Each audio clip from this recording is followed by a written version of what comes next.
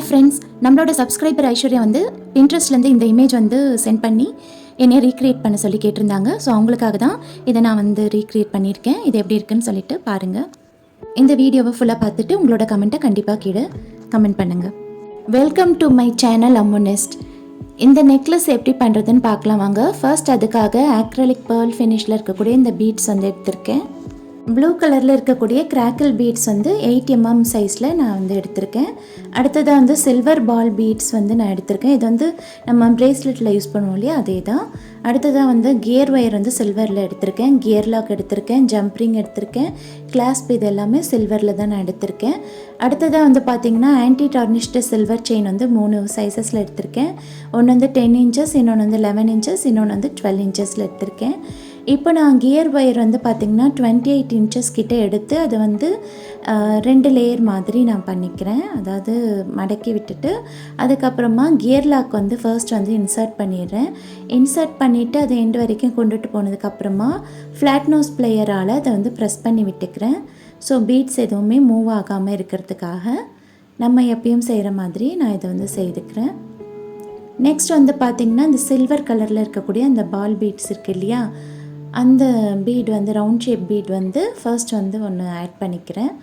இதை ஆட் பண்ணதுக்கப்புறமா 12 inchஸில் இருக்கக்கூடிய அந்த செயினை வந்து இந்த கியர் ஒயரில் நான் வந்து இன்சர்ட் பண்ணிக்கிறேன்.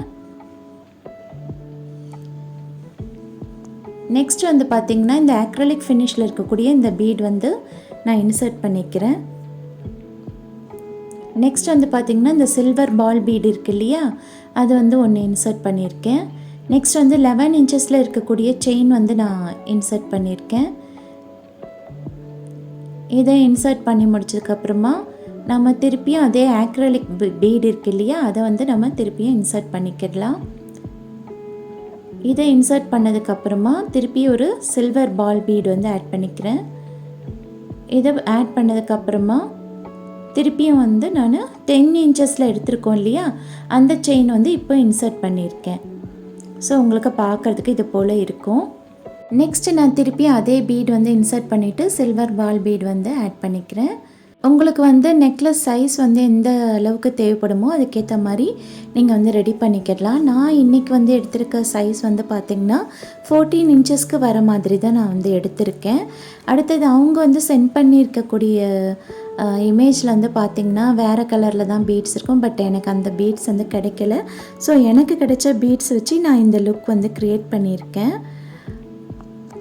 ஒரு ஆக்ரலிக் பீட், ஒரு சில்வர் கலர் பால் பீடு, அந்த மாதிரி மாற்றி மாற்றி ஆல்டர்னேட்டிவாக நான் வந்து எல்லாத்தையும் ஆட் பண்ணிக்கிறேன்.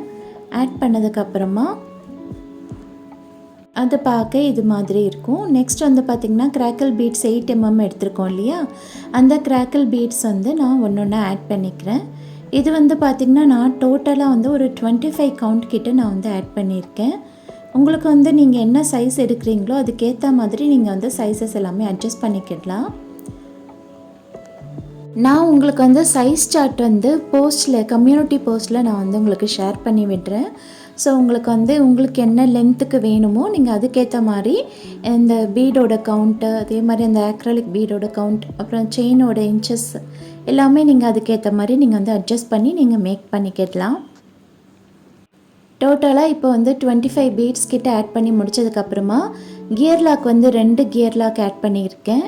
ஆட் பண்ணிவிட்டு ஒரு கிளாஸ்ப் வந்து எடுத்து அதை வந்து இன்சர்ட் பண்ணதுக்கப்புறமா நம்ம வந்து இந்த ஒயர் வந்து எடுத்து திருப்பியும் நம்ம கியர் லாக்குள்ளே இன்சர்ட் பண்ணிவிட்டு அதுக்கப்புறமா பீட்ஸ் வழியாக இன்சர்ட் பண்ணி வெளியில் எடுத்துக்கிடலாம்.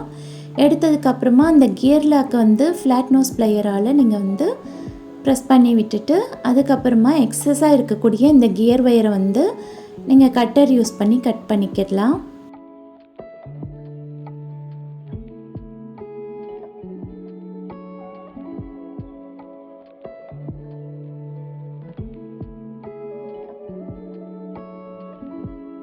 கட் பண்ணதுக்கப்புறமா பார்க்க இது போல் இருக்கும் உங்களுக்கு.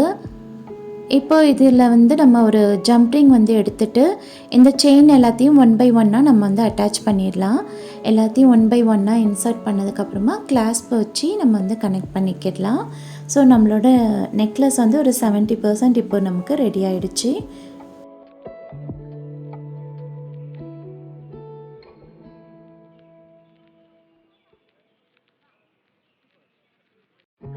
இப்போ நான் அந்த அக்ரிலிக் பீட் வந்து எடுத்துகிட்டு ஹெட் பின் ஒன்று எடுத்திருக்கேன்.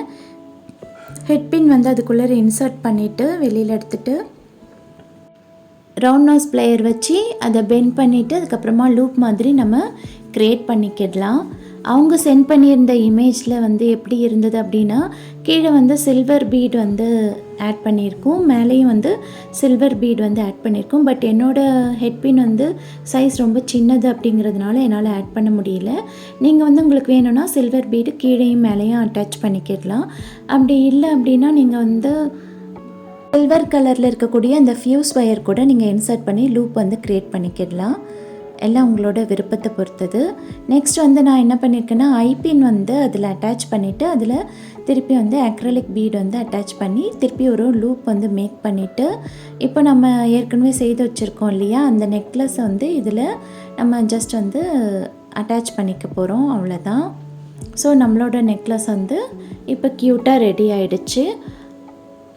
என்னால் சேம் பீட்ஸ் வந்து எடுத்துகிட்டு வர முடியல. ஸோ அதனால் நான் என்கிட்ட இருக்கக்கூடிய பீட்ஸ் வச்சு என்கிட்ட இருக்கக்கூடிய பொருள் வச்சு நான் இதை வந்து ரீக்ரியேட் பண்ணியிருக்கேன்.